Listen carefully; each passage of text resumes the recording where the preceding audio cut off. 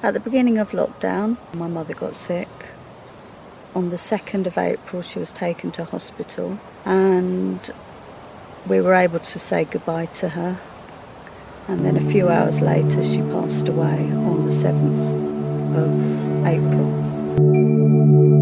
That was very hard. I'm the one who had to tell my dad and my sister that Mum wasn't here anymore, and my children, that we could only have 10 people at the funeral. Mum was cremated. Her funeral day, we were all had to wear colour.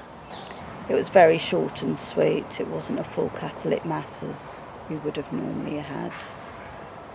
There was no one there apart from us, in immediate family, which was very difficult for everyone concerned because we couldn't hug each other. My dad was devastated that he couldn't hug his grandchildren and comfort them.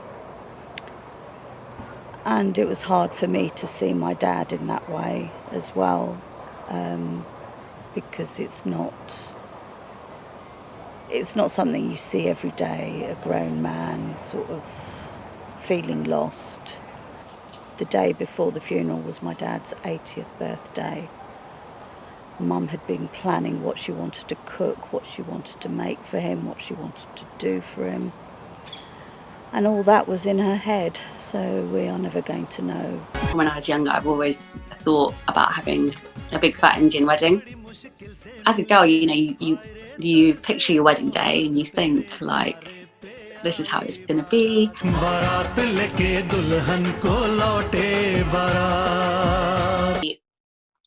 Went on a trip to India with my parents, and we had 10 days in India to basically blitz out wedding shopping, getting loads of things. Sort of end of February we got back. That's when I felt, right, wedding countdown is on. About 6 weeks later maybe was when everything kind of turned upside down. It basically just got incredibly stressful. I think during the month of August, I basically probably had like a cry a day. Coming across the realisation that actually I wasn't going to have an Indian ceremony. I remember there was a time where it just really hit me, and it just made me feel really sad because Indian ceremony it's so meaningful. I wore a white jump dress with some gold heels. I wore some gold earrings that my grandma had given me. I did my own hair, and one of my friends did my makeup, which was amazing. We then incorporated some elements of the Indian ceremony into the church, which was really nice. So my mum read out a prayer in Sanskrit and a letter from my grandparents, which was really lovely. We bought this Mangal Sutra when I was in India as well. And so in the church ceremony, there was a moment when my mum said, okay, now Andy's going to tie this around on Kamal. And so that was a nice thing to do in the wedding as well.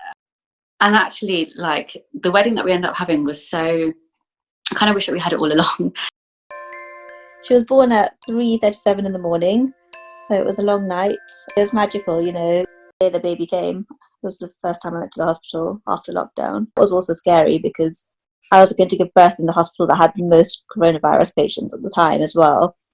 So we were just, the whole thing was, there's just a lot of thoughts that go through your head, like, is it okay, is it not okay? But I have to go because obviously the best care is in the hospital, so you have to weigh up pros and cons at the time.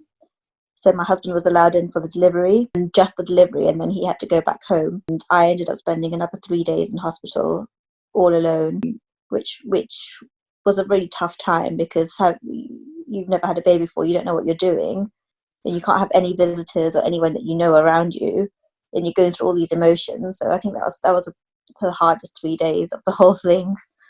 When we came home from hospital, for the first 2 weeks, we were self-isolating in case we had picked anything up from the hospital. So again, no visitors. Our parents really couldn't come see her. They could see her from a distance, but not very close. Which it's sad for her because she's missing out on interacting with people, and her development in that sense will be slower, I think. It was magical, you see her and you realise it's all been worth it.